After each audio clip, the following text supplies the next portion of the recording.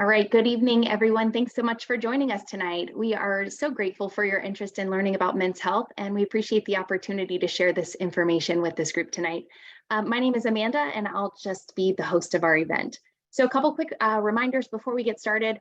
First, and most importantly, your participation is completely anonymous. You aren't on camera, and no other participants can see your name. So we really hope to have an interactive presentation while maintaining your privacy. So if you'd like to ask a question throughout the presentation, you can feel comfortable typing it in the anonymous chat box at the lower portion of your screen. I'll point that out here in just a minute, but we'll save plenty of time at the end of the presentation to answer as many as we can. Our webinar tonight will be presented by Dr. Akash Kapadia, a fellowship-trained urologist and men's health specialist at Georgia Urology. He specializes in treating a broad range of men's urologic conditions, and we are so fortunate to have his unique skill set here serving our Atlanta and surrounding communities. Dr. Kapadia, thank you for joining us this evening to share education with our community. I will turn it over to you to get us started. Awesome. Thank you for the kind introduction, Amanda. And most importantly, thank you to everyone that is tuning in tonight live through this webinar. And also thank you to those men that are probably going to watch this on 1.5 speed later on. This month, today is June 1st, this month is Awareness Month. And so I want to commend all of you for taking initiative and tackling this problem head on. I want to share that we're going to have a great presentation today, hopefully, but most importantly to me is the ability to answer questions directly that come from you.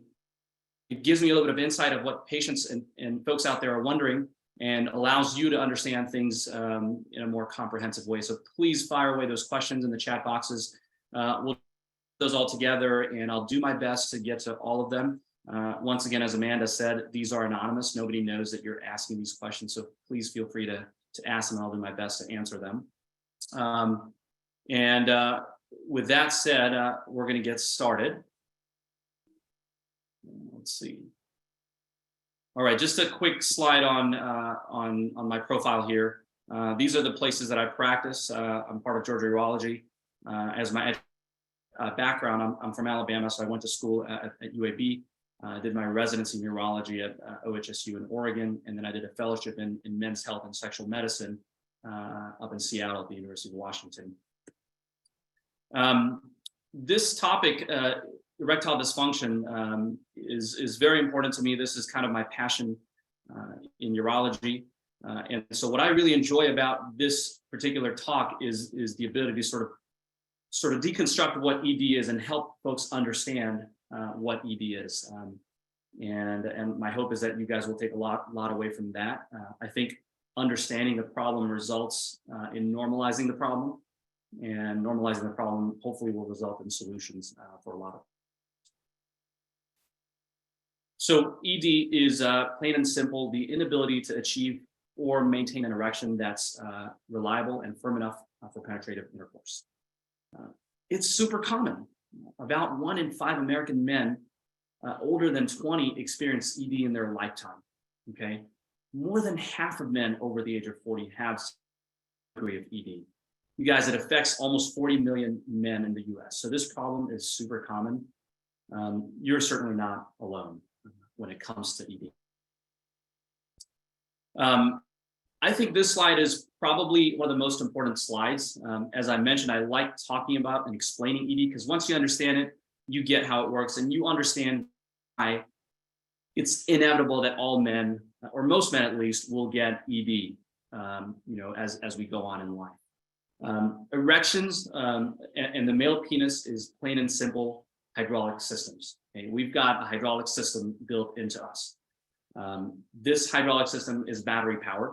The battery is the nerves that result in erections. And you've got these two chambers that you can see on the screen right next to each other. They're sort of the eyes of this cross section, if you will.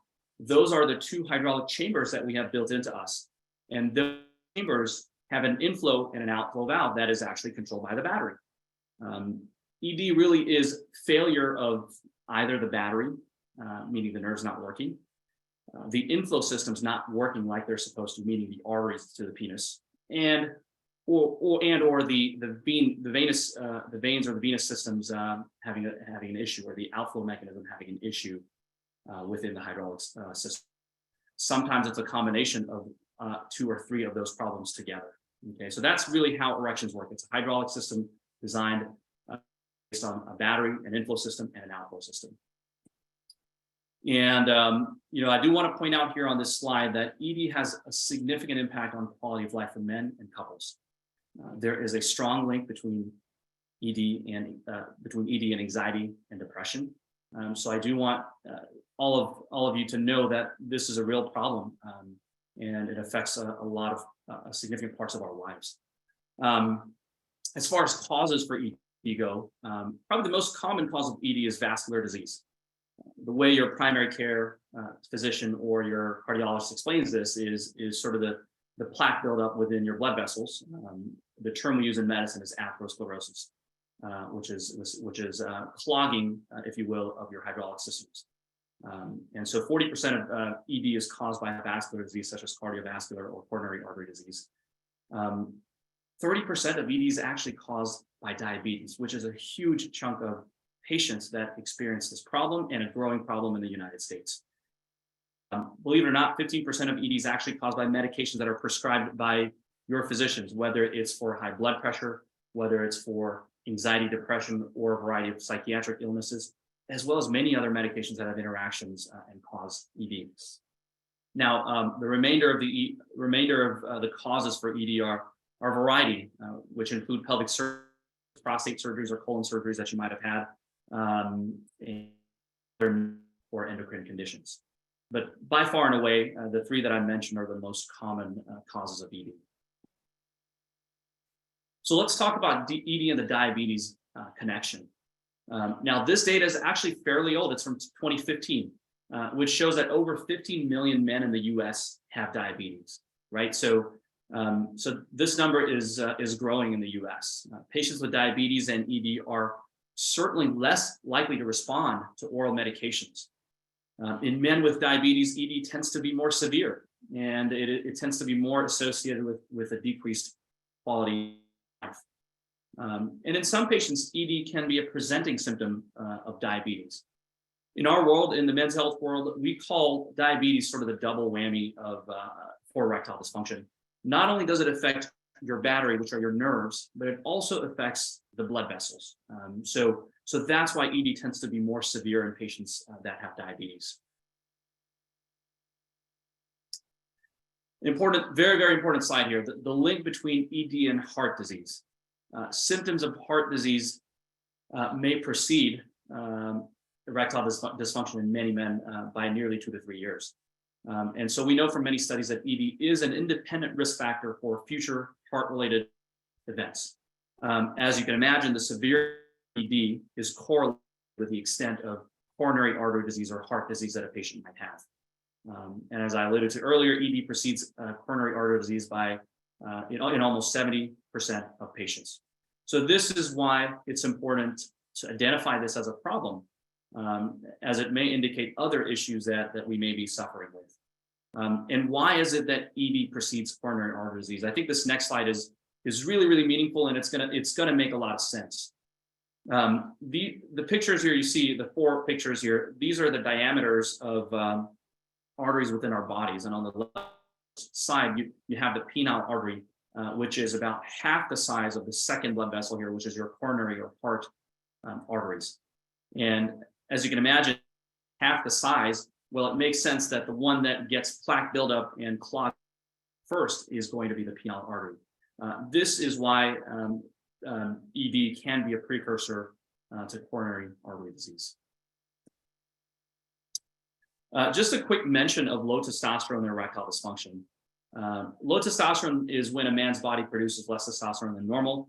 It is common in men with metabolic syndrome, which really is a combination of things like obesity, diabetes, high blood pressure, cholesterol issues, and a few other things.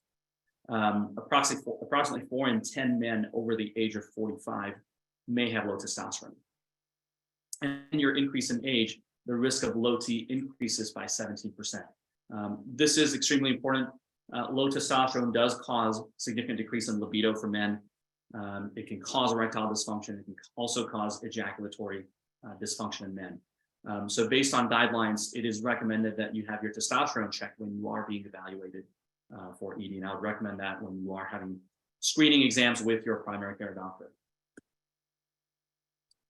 When it comes to treatments for low T, there's a variety of treatments available, and I'm happy to explore these with you either via questions and answers, and even as a visit in clinic. But those include anything topical from gels to patches, as well as injections, pellet insertions, and oral medications. This is an important topic as well, and I think there may be many folks in the audience who've had some form of prostate surgery, but more importantly, radical prostate surgery for prostate cancer. If you remember the battery that I mentioned earlier, that innervates or that turns on the erectile system, well, that battery actually wraps perfectly around that prostate gland. And so the nerves that go to the penis, as well as some of the blood vessels, actually wrap around the prostate. And so if you've had a prostatectomy, for example, your surgeon's probably done a great job of sparing those nerves, but regardless, nonetheless, a significant number of men still have persistent and worse ED compared to prior to their prostatectomy. So that is why men after a prostatectomy have significant erectile dysfunction.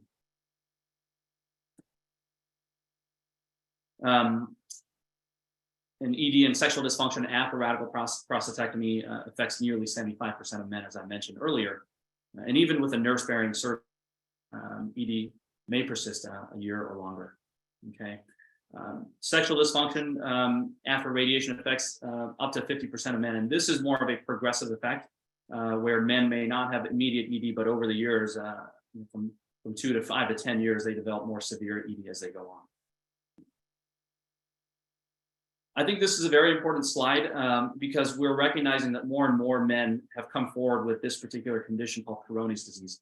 And this goes again to the fact that men's health and awareness for this has been spreading more commonly in our country. But Peyronie's disease is a disease of scar tissue formation in the penis, results in deformities, pain, as well as curvature of the penis. And we're now finding from newer literature that nearly 10% of men may actually have Peyronie's disease, and this usually occurs in men really in their 40s, 50s, and 60s. This has a very strong correlation with erectile dysfunction.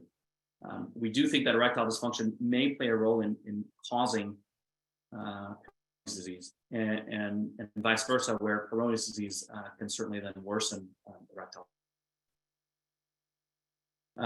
Once again, this is a separate topic, but there are many treatment options that apply to Peyronie's disease as an individual issue, but also Peyronie's disease combined with erectile dysfunction. I'm happy to explore these options with you on an individual basis.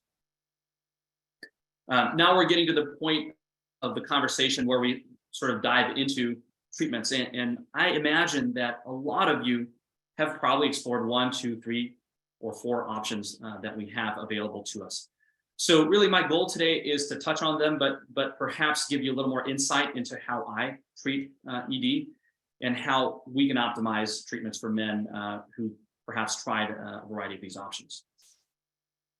So, I'm a big believer in guidelines, the American Urological Association guidelines, as well as what the FDA approves for treatments. So there are FDA approved treatments for ED, and they are sort of on a continuum, but based on our guidelines, every man is allowed to hear and understand every single option from the first time they've sought consultation for ED. So when you see me, you'll hear me say this, but I'll present every single option to you right away, because you ought to know, you deserve to know what treatments are out there for ED. One of the biggest takeaways from our conversation today is the fact that if you've got the will, there is a way to treat ED. Okay, so if you take nothing else away from this talk, please understand this. If you've got the will, to treat ED. Here they are. Medication.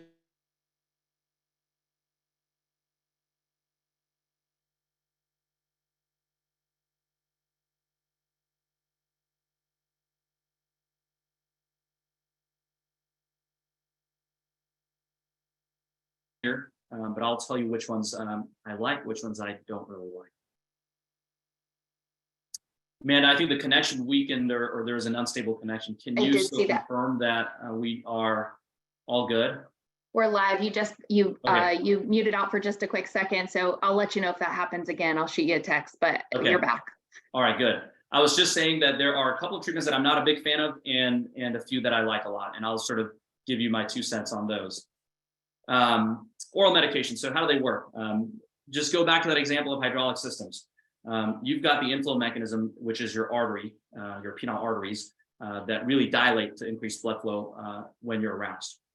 Well, these pills, the PDE5 inhibitors that we call the sildenafils, the tadalafils, vardenafils, and avanafils, they're brand names for them, but there are 4 of them. They're called PDE5 inhibitors. They work exactly the same way. What they do is they turn the faucet on. They turn the inflow on by dilating your penile arteries. Okay, they're effective in a great many number of patients. They are a great first-line treatment for a lot of men, especially men that are on the younger side. The efficacy of these medications can be affected by food, but not all of them are affected by food. And if we meet ever in person, I'd kind of walk you through which ones do and don't are affected by food. The most common side effects: headaches, facial flushing, upset stomach. And something to keep in mind if you're taking nitrates for chest pain, for cardiovascular reasons, make sure that your doctor's aware and that we're not combining the 2 sets of medications. Also, if you're on alpha blocker therapy such as Flomax for urination, there can be some decrease in your blood pressure due to these PDE5 inhibitor medications. Something to keep in mind, and a little bit of a light bulb here: almost half of men with ED who try oral medications give up on the pills because they stop working. They do tend to be unreliable over time. As we sort of alluded to earlier in the slides with diabetes, men with diabetes are up to 2 times more likely to move on to other treatments because oral medications simply cannot work through the battery of the hydraulic system. This is a treatment option that I really do like. This is intracavernosal injection therapy, and the way I describe it to patients is basically it's a shot of Viagra right to the target, which is your penile arteries. This is a self-injection that patients do, which results in erections within a few minutes. It tends to be relatively successful, but again, over time, it can become unreliable. Approximately 40% of men discontinue this therapy, typically within 6 months, for a variety of reasons. One of them, or a few of them, being they're having pain at the injection site, they're having erections that last too long, and that's called priapism. They're getting scar tissue buildup. So Peyronie's can happen due to injection therapy. Or it's either too expensive and just cumbersome to use. So a lot of men do stop this therapy within 6 months. But I do think it's a great therapy, and there are men that stay on this therapy for years and years. And so once again, high withdrawal rate, but I do think it is a good therapy for this problem. This is one that I'm not a big fan of, especially as a solo therapy. I just don't find this to be effective as a solo therapy. And I also don't find that patients enjoy the process of having a vacuum device that then requires a ring at the base of the penis to maintain that erection. The best example is here is that you're generating a negative pressure within a hydraulic system by this inflation mechanism, which then draws blood into the hydraulic system. If you just take the device off, the blood returns back to where it came from. And that's where the ring at the base is critical for this to work. And this could be cumbersome for a lot of couples. Side effects include bruising, pain, numbness or coldness to the erection. And once again, these are the reasons people discontinue this. And as you can see, 86% of patients after a prostatectomy will stop and move on from these vacuum devices. This is another treatment that I'm not necessarily a big fan of, but again, an FDA-approved therapy for ED. This is essentially a suppository that's placed inside the urethra, and urethra is right underneath the 2 chambers that we talked about in the initial picture that we saw. The idea is that this is, once again, a Viagra sort of tablet that disperses within and through the tissues into those erectile chambers. then causing the inflow to increase and causing erections to happen. I'm not a big fan of it because it causes burning and pain in the urine channel. Sometimes it can cause bleeding. It just is not as effective as injections, and it does tend to be very costly. And so one of the other things that you have to look out for is dizziness or low blood pressure as it enters the bloodstream as well. But once again, not a big fan because I don't use it very commonly for the cost, the issues that I mentioned that patients have. And once again, it does have a high dropout rate for the reasons that I mentioned.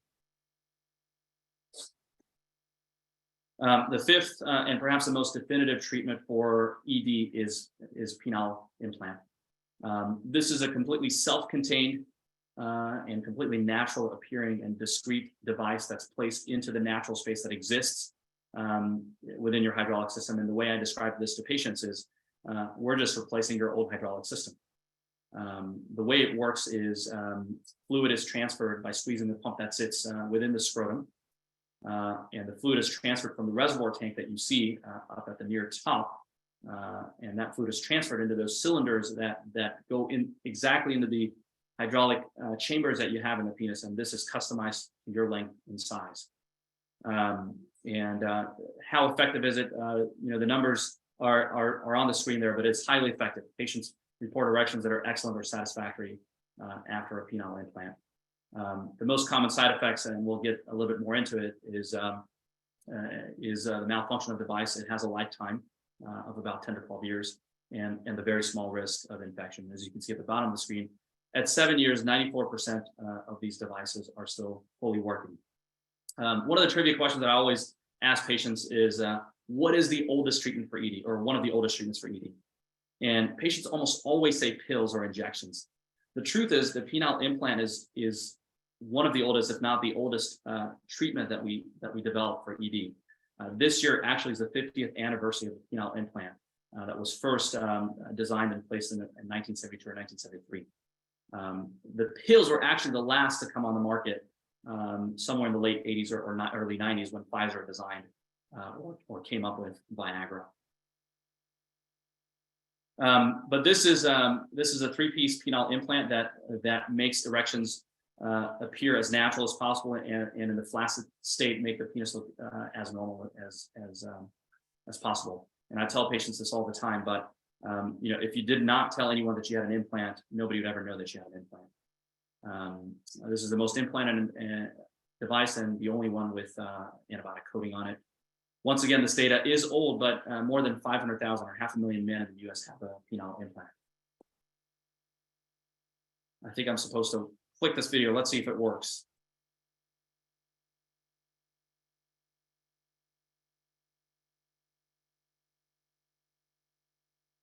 Amanda, does it work? It's working. Great.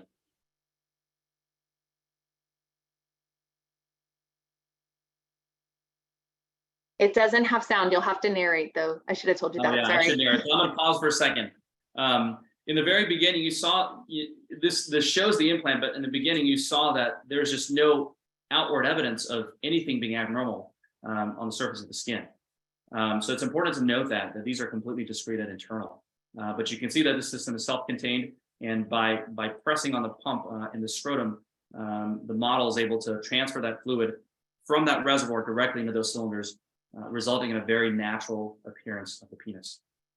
One of the things I want to point out here is that when an implant is done, I tell men you're going to look exactly and feel exactly the same as you are today, meaning nothing on the skin is any different. Sensation is entirely the same as before. The ability to orgasm, ejaculate, and urinate is completely unaffected by the implant, so you feel as though this is a relatively natural erection. Once again, you can see that inflation happen. And at the end of sexual activity, there's a button that you can press, which brings the cylinders completely flat to the normal appearance of the flaccid penis. And there you have it.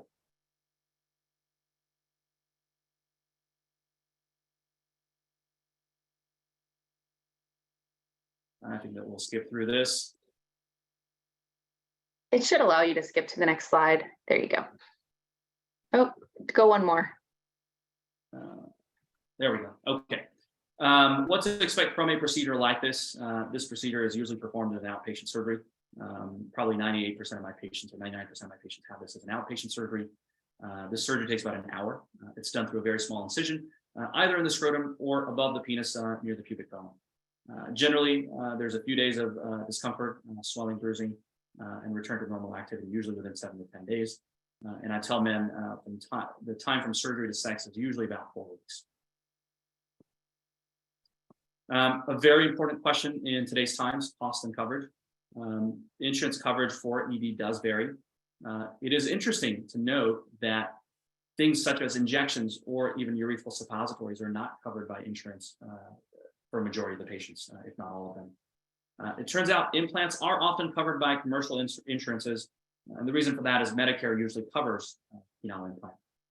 So this is something that we'd certainly want to look into before you ever sign up for surgery, whether it's covered by insurance. Certainly it shouldn't be a barrier. I wish that it wasn't. It often is, but there are other ways around it. It's certainly important to check with your insurance before signing off on this. And there are probably other financial options that are probably available through hospital systems that do offer this surgery. As I mentioned earlier, there are risks to any surgery, including this surgery. Perhaps the most important risk that all of us that do this surgery commonly talk about is the risk of infection. Thankfully, that infection risk is close to 1% in healthy men. And other risks include pain. I think this data is becoming more controversial now, but men with diabetes and spinal cord injuries may have a higher risk of infection. And as I mentioned, the risk, if you look at modern data, is about 1% in healthy patients. I think I've talked enough about the implant. I think the takeaway here is that this is the most definitive and permanent solution that allows men to regain the spontaneity, the reliability, and freedom that we're all looking for when it comes to intimacy. And this is perhaps the last and important slide I do want to mention. The AUA considers these following therapies completely investigational, and in fact, there are randomized controlled trials going on currently in the U.S. That really are not showing significant benefit with any of these therapies, but they're still ongoing, and the results are still are pending. So our take is that these therapies should be covered under studies, and patients should not have to pay upfront costs for this. And so be mindful of that. Mindful of this. The secondary topic to this is this idea that men's clinics across the country have cropped up, offering these invalidated studies, invalidated treatments, and really taking advantage of men at a vulnerable state. And so I do want to caution you guys regarding these therapies. Just be mindful that they come with significant costs and very limited or almost no data to benefit. Finally, ED is common. We understand why it happens. It's inevitable for most men. There are treatments for it. If you've got the will, there's a way. And as you saw towards the end slides, penile implants are the last, but perhaps the most definitive option for treatment of ED. And this is my phone number and my website. If you have any further questions or want to learn more about what I do, go to my website, kapadiamd.com. And you can also find me through Georgia Urology's website at gaurology.com, and you can search for me under providers. Here's an important slide for the end of our conversation today. I think, Amanda, you wanted to sort of come in here. Yeah, thank you so much, Dr. Kapadia. And there's a lot of questions and we're about to jump into those, but just a couple ways for our audience here to schedule an appointment with you. Or I know these are all, a lot of you are Georgia Urology patients already. So if you are interested in scheduling an appointment with Dr. Kapadia or your own Georgia Urology provider, there's a few ways you can schedule. First, just open your phone camera and scan the QR code that's on the right side of your screen, just like you're taking a photo. Alternatively, as Dr. Kapadia mentioned, you can visit www.gaurology.com and click on the orange schedule button. And finally, you can call the office for an appointment at the number that's there at the bottom of your screen. Be sure to mention when you speak with an operator that you attended a webinar, and Dr. Kapadia has some priority spots set aside that they can get you in. So a couple ways you can schedule there. Again, at the end of this presentation, you're also going to get an email with a recording, and in that email we'll reiterate how you can schedule or get more information. So thank you, Dr. Kapadia. We've got lots of questions popping in, so I'm going to start firing away. Let's get to the exciting part. Yeah. All right. So if you don't mind, just leave that up on your screen for just a minute so people can scan. All right. So do the implants have a lifespan? And if so, can they be repaired or replaced at a later date? Yeah, very important question. As I mentioned earlier in the slides, 94% of implants are still alive and well at 7 years. So if you look at long-term data over the last 5 decades, we find that probably the average lifespan of this device is between 10 and 15 years. It can vary. I've had devices break down within a couple of years. I've had them last 20 years. Not I put in 20 years ago because I wasn't practicing 20 years ago, but I've had implants that were put in 20 years ago and then just gave out. So there's some variability. It's a mechanical device, so there's some variability and breakdown related to that. But yes, the average lifespan tends to be about 10 to 15 years. And the other answer is 100% yes, you can get these devices replaced through a very similar surgery and a very similar recovery time. And for those surgeries, it is important that you do. Is everything okay? Yeah, everything's great. Good. For revision surgeries, it is important that you do seek out a surgeon who has had good experience with implant surgeries. Okay, and what is the cost of an implant? I know you talked about insurance coverage. There was still some cost questions. Yeah. Well, gosh, let's get an insurance person in here, huh? It's a big can of worms, right? So what I can tell you is that a lot of commercial insurances cover it, but there's a lot of variability from region to region, whether your employer plan covers it or not. We do know that Medicare covers it, right? So that's an important bar set, which a lot of commercial insurances follow. If you have a deductible and that's based on your plan, and if you haven't had any deductibles paid for during that year, you're gonna meet that deductible, right? So that's that. When it comes to cash surgery, if it's self-pay surgery, a lot of the cost is the implant itself. Then there's a small surgeon fee and a relatively reasonable or a moderate facility and anesthesia fee. I don't know the exact number of what that would be, but I can give you a certain ballpark. I think it's probably somewhere in the range of $18,000 to $20,000. But again, don't quote me on that for self-pay. This is a big issue when it comes to healthcare in America. We just don't know what stuff costs. But hopefully, your insurance plan and your employer has included this benefit for erectile dysfunction. And that's it. Let's move on. I guess there's probably a lot of questions.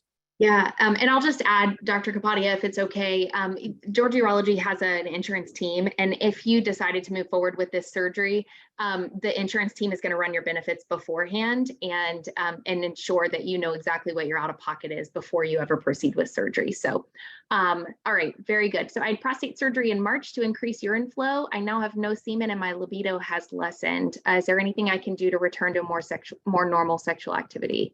Yeah, so the standard procedures that we do for enlarged prostate, such as a Roto-Rooter or TURP procedure, are very likely to cause ejaculatory problems.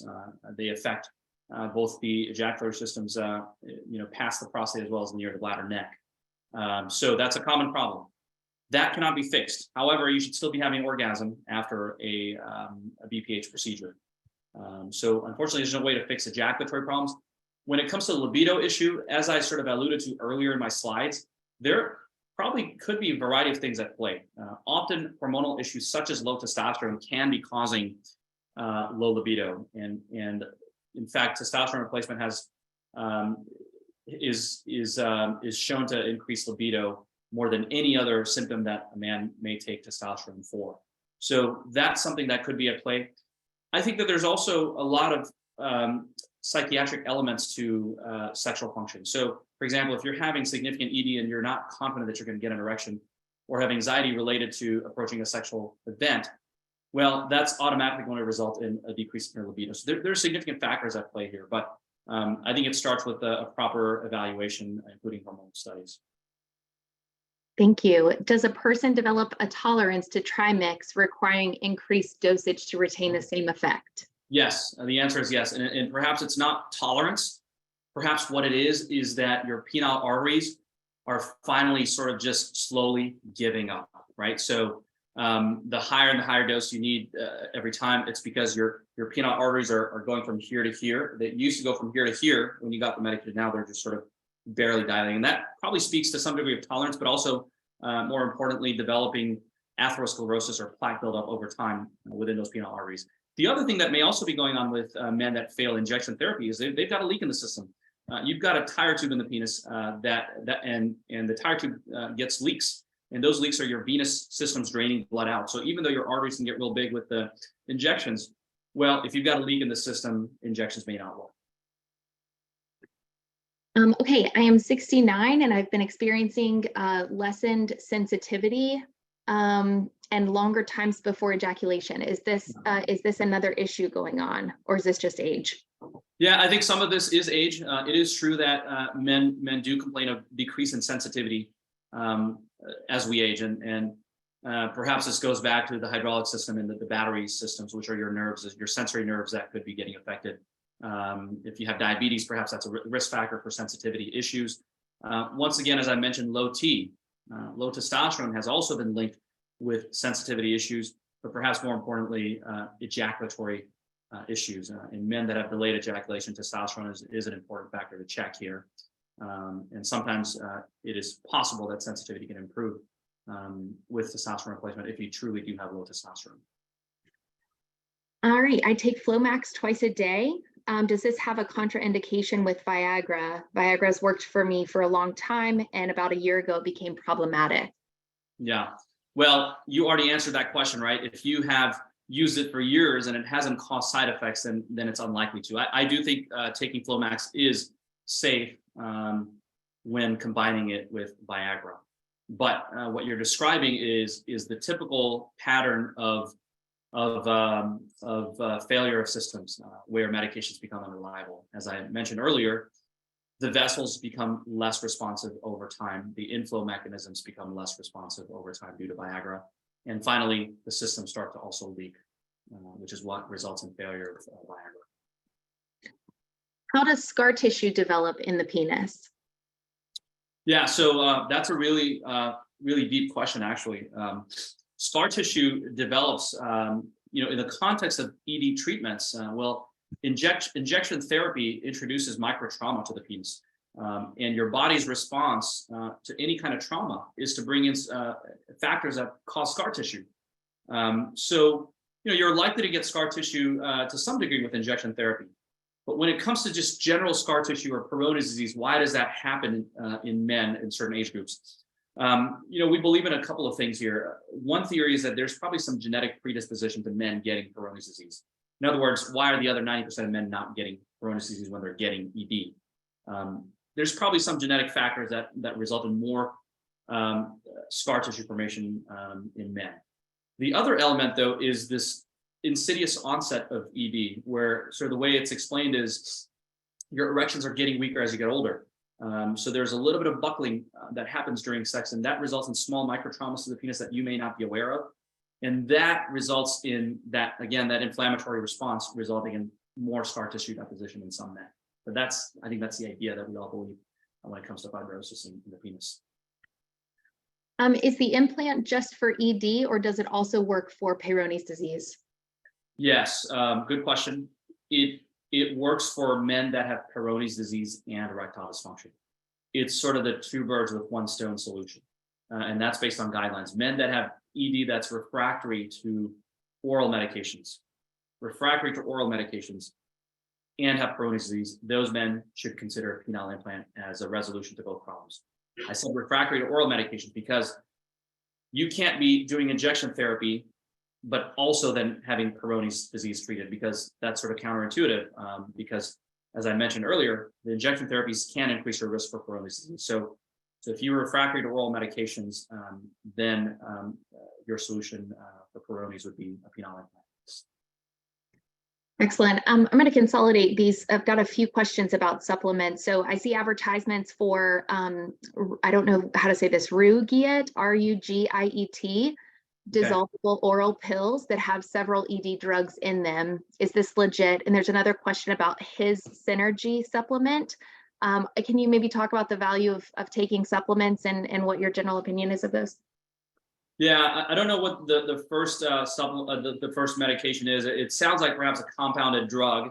You guys have heard of Roman and Hims and all these online stores that essentially sell Viagra's and Cialis's. Perhaps this compounded medication mentioned here is a combination of a few things. Maybe I've heard of this combination of Viagra, Cialis, and apomorphine, which is what's been in the market. To some degree, it's a great marketing scheme. Because what they can do is provide these to you in a discreet way, where in a nice packaging, from the comfort of your home. And what they're using is just old tools, all mixed, together. All right. So they'll put it in a nice package, which costs you a lot of money. When the reality is that things like Viagra and Cialis these days, the generic versions, are super, super cheap. And one thing that I like to mention to folks is, Mark Cuban has an online pharmacy that sells Viagra and Cialis, and you can get it for real cheap compared to some of these compounded sort of sexy packaging things that you get. But I think one of the other things that's out there is also sublingual troches, and I think those work relatively well. The idea is they just have a quicker onset of action because they're absorbed pretty quickly, but the efficacy should be pretty similar to your standard Viagra and Cialis. So I wouldn't go out spending a huge chunk of change on these medications when you can get the cheaper versions. When it comes to supplements, I think that if you're taking good care of your health, that's the biggest supplement that you can provide to your body. So good cardiovascular exercise and healthy eating is perhaps better than any supplement that you can take. A lot of guys ask about nitric oxide supplements and L-arginine and things like that. What it is simply this idea that these medications can increase nitric oxide into your vascular systems, and that's how erections work. They work via the nitric oxide system. Now, remember that the Viagra and the Cialis are actually a much stronger activator of the nitric oxide system than any supplements that you can take. So you can take them; they're probably not going to be harmful. The question is whether they're actually going to be a fix for a problem, and it just depends. If you're very early in the disease and you can make dietary changes and use these supplements, then maybe. But perhaps folks that are a little bit later in this disease are unlikely to respond to supplements. Okay, it was just prescribed injections, and I also have tadalafil. Is it a good idea to alternate or combine the two? Well, if tadalafil is working, you probably don't need to take the injections. Some men will want to try both. Let's see if tadalafil by itself will work one day. If not, then I'll switch over to the injections. Is there good data to support that it's contraindicated? Probably not. But I would keep those two separate.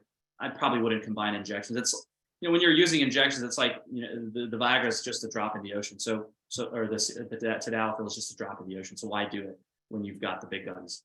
I would just stick to one or the other. If Cialis is working for you, then perhaps you don't need injections, and vice versa.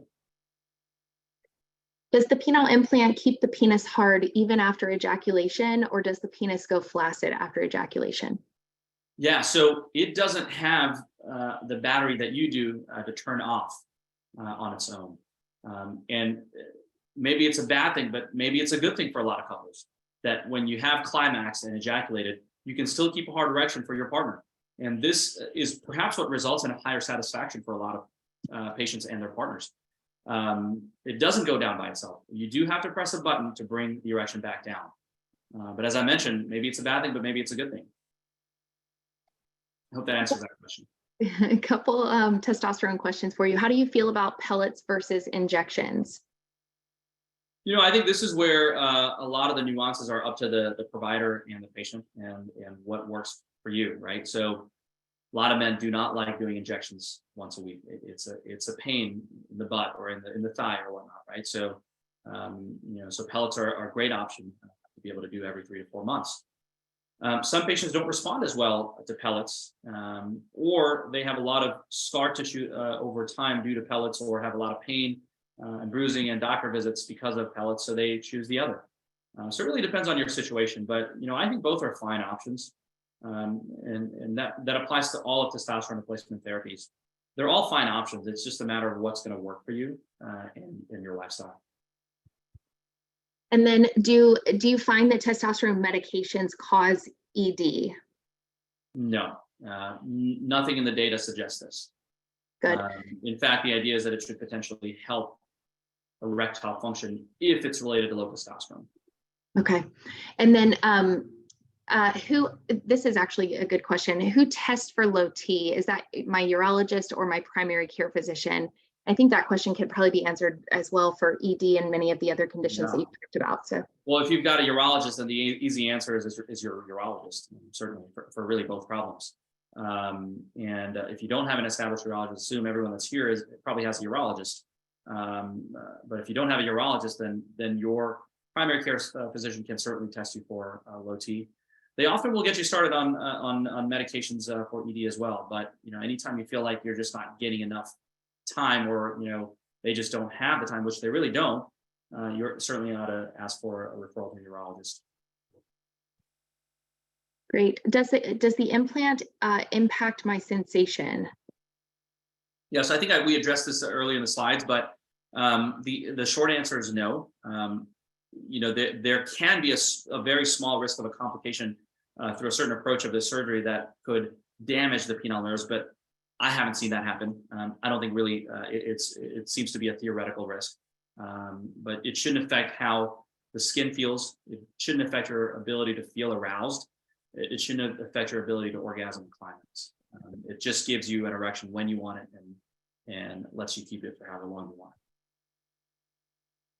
I've got a couple questions in here about various prostate cancer, or I'm sorry, just prostate treatments and how they impact sexual function. So a couple that are mentioned, Resume, Aquablation.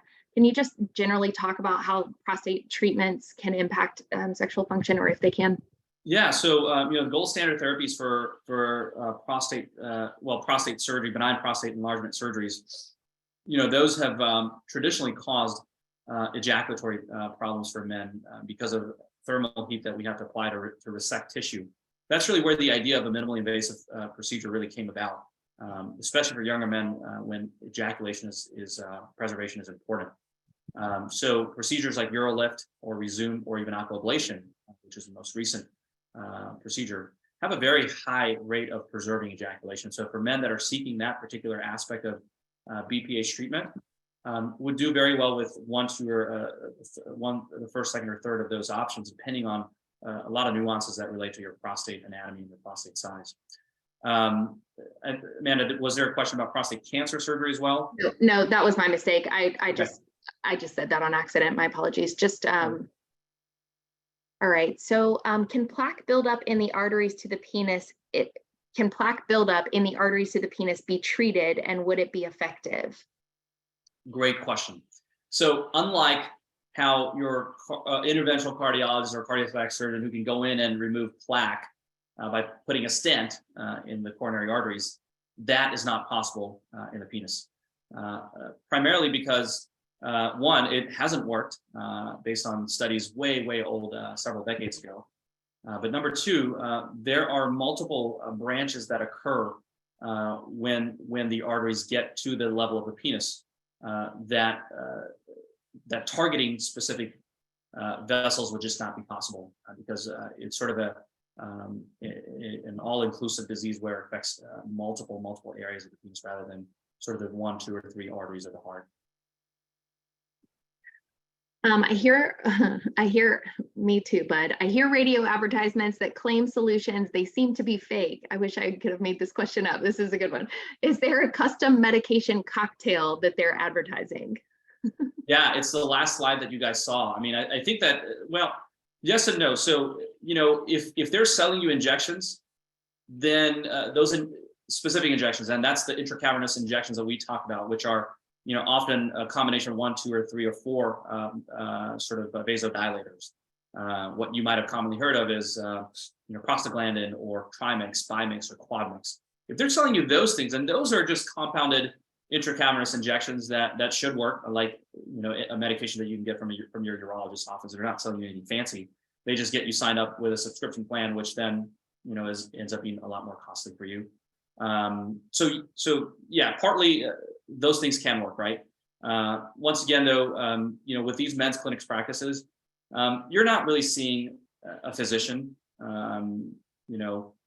alone a urologist. So they really just don't have sort of the wherewithal to handle nuances when it comes to ED. Now, they do sell you on other things, and those include shockwave therapies. That's basically a toothbrush placed on the penis to perhaps cause or fix erectile dysfunction. They may also sell you on stem cell therapy or PRP injections, and those have not shown in literature on high level data, randomized controlled trials, to be effective. So if it sounds too good to be true, coming from someone that perhaps doesn't have the qualifications that you're looking for, then it probably is too good to be true. Does weight impact sexual function? Yeah, I mean, I think, yes, it can. It kind of goes to the idea of metabolic syndrome. With weight comes a lot of comorbidities that include high blood pressure, diabetes, and importantly, cardiovascular disease and cholesterol issues, right? So cholesterol is the backbone of plaque tissue buildup, right? So, and so those things go hand in hand, and you can imagine that plaque buildup or clogging of your blood vessels results in ED and failure of the hydraulic systems. How do I know if my ED is psychological, and at what point should I get help? Yeah, I've been thinking about this idea a lot, I tell folks, I don't think I've met a man who's come to see me for ED who doesn't have some psychological component to their ED, right? It's not like you're going to be okay with the idea of not getting an erection when erections start to fail. Everyone has a psychological component to it. There is anxiety, depression associated with this when you start to develop this condition. The question is there any vascular disease that could be explaining what's happening? And the short answer is that as we get older, the vascular component is probably much greater than the psychological component. In younger men in their teens, 20s, maybe 30s, there probably is a bigger psychological component. But it's important to get evaluated if you've got any of those problems to see if there's a vascular component to this. And if you're older, then I'm going to assume that you've got a vascular component to this. All right, so this one says, I just had a prostatectomy 7 months ago, and I don't have erections currently. What do you suggest? Yeah, go talk to your surgeon if it's one of our Georgia urology surgeons. They'll get you to the right folks. We do have folks like myself that specialize in every part of our regions. I assume if you're on this webinar, perhaps that you are in my areas of coverage, but speak with your urologist to see how we can optimize erections and provide what's called penile rehabilitation after prostatectomy. There are ways to get the engine running, so to speak, as early as you'd want. As you know from having spoken to your urologist, that it could take 18 months or even 2 years to restore erections after a prostatectomy. Not all men are able to get there, right? And you don't have to keep waiting for that long. There are ways to jumpstart the ship. Okay, so go talk to your urologist and see if you need to see me or someone that they refer to. Very good. We've got time for just a couple more. I promised I'd get you off of here at 7:30 so you can spend some time with your family. But this one is, I'm 73 years old. Am I too old to have the implant? Oh man, the answer is absolutely not. Probably the oldest patient that I've had was 89, I believe. So the answer is no. I mean, the most common age group of men that are getting penile implants are your Medicare population. 73, in my opinion, is a prime age. Again, there are health issues that sometimes, limit our ability to do implant surgery, but it's very rare for me to see someone for this and have a significant issue with their health risk factors for an implant. So the short answer is, age is a number, right? So if you're a healthy 73-year-old, then you're certainly not too young for an implant, or not too old for an implant, I should say. Okay, how much do certain activities such as cycling contribute to ED? Good question. That's not a common one. That's a really good question. And, I think that this kind of goes to the anatomy of the penis and then the arteries of the penis. Your pudendal arteries are primarily the ones that result in penile arteries and activation of erections. And I'm going to keep it short, but if you are a big time bicyclist, if you're competing, if you're a marathon bicyclist, and if you're on the younger side of things, there can be some degree of damage to the pudendal arteries that can cause ED. But if you're a cycling enthusiast, if you're not spending days and days at a time on the bike, perhaps not days, but hours and hours at a time on the bicycle, then the answer is probably unlikely. Okay, we've got one more that I think we'll wrap up with this one. If there's a few more, I'm happy to hang out and answer some. Okay, very good. Well, if you're willing to keep going for a few more, then we'll shoot some more. We've got folks online that want these answered, that I'm happy to do that. Okay, very good. I just tried to schedule an appointment with you, but using Medicare's insurance coverage, but received the message provider may be unavailable. Any suggestions? I think we could probably have your office reach out to them and okay, perfect. That seems wrong. It shouldn't be the case. Yeah. Excellent. All right. And then what causes premature ejaculation? It seems to be happening more often the older I get. Yeah. So that is a very common problem. Not very common. It becomes more common as men get older. The ejaculatory and orgasmic process, the battery that controls that is even more complex than the erectile complex. And so it is true that the phenomenon of premature ejaculation increases with age, and that's called secondary premature ejaculation. And part of this is related to erectile dysfunction.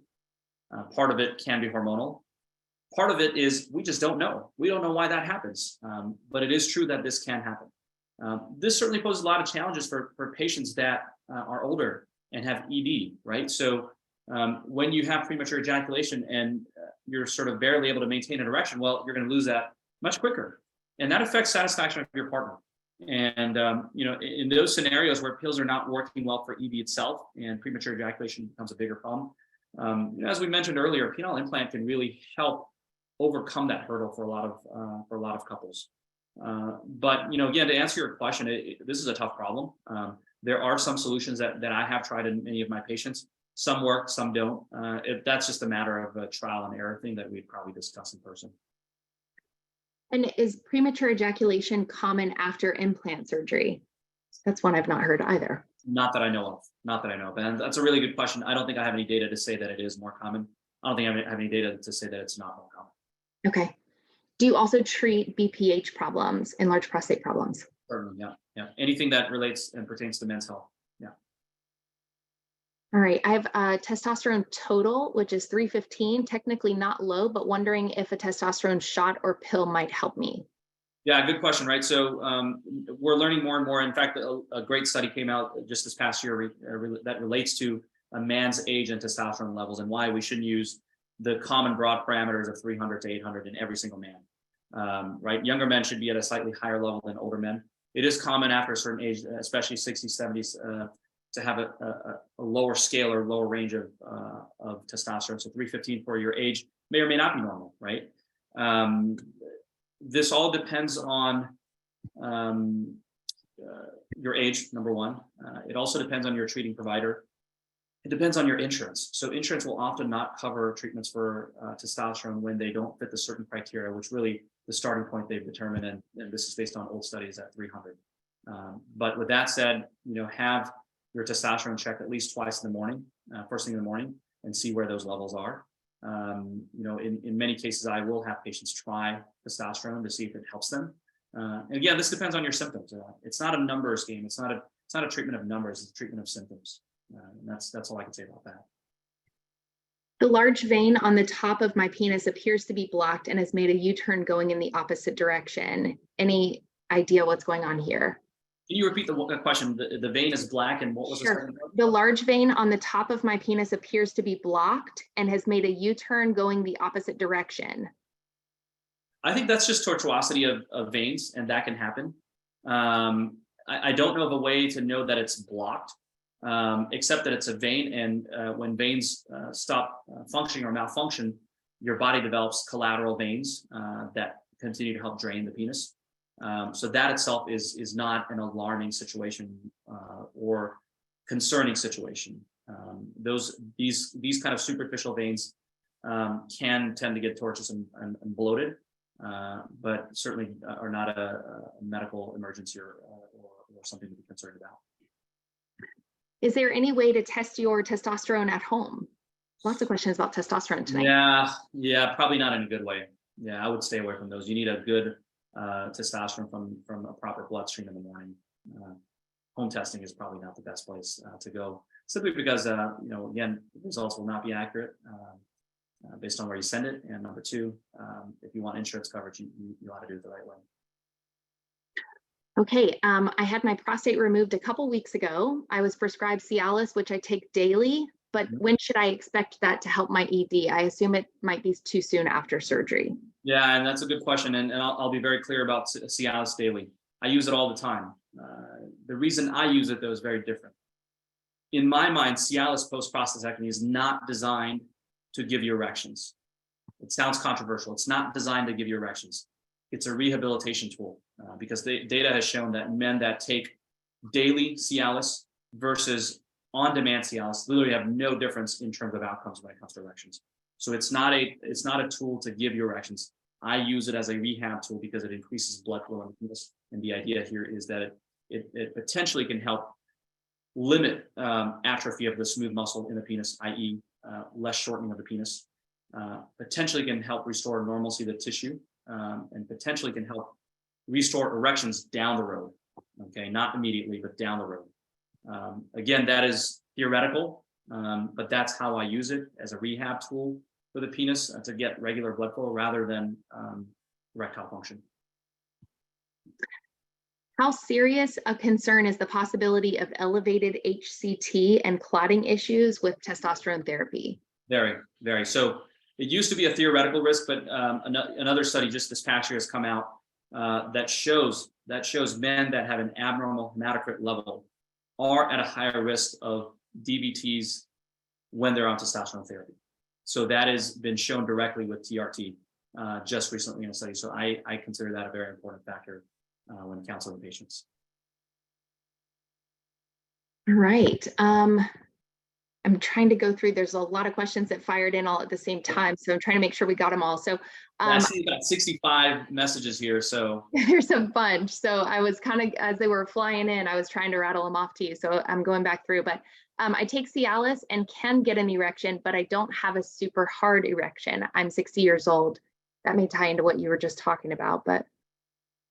Yeah, I mean, like I said, I mean, how do we know, is this an artery issue, arterial insufficiency, or is this a venous leaks issue, right? There are ways to find out. We do offer penile Doppler ultrasound studies during which we generate an artificial erection in the office. And then we do a Doppler study of the penis to identify whether you've got normal arterial flow and whether you have a proper venous system.